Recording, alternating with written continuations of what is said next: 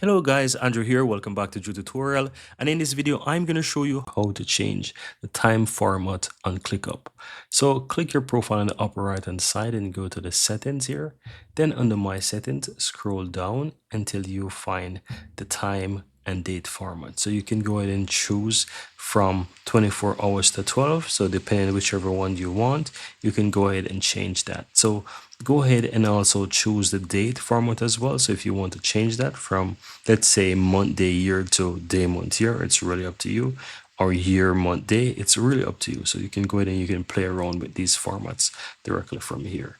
And you don't have to click save. Once you make the changes, it's going to automatically change for you guys. All you have to do is just simply go ahead and click and save once you're finished making the changes.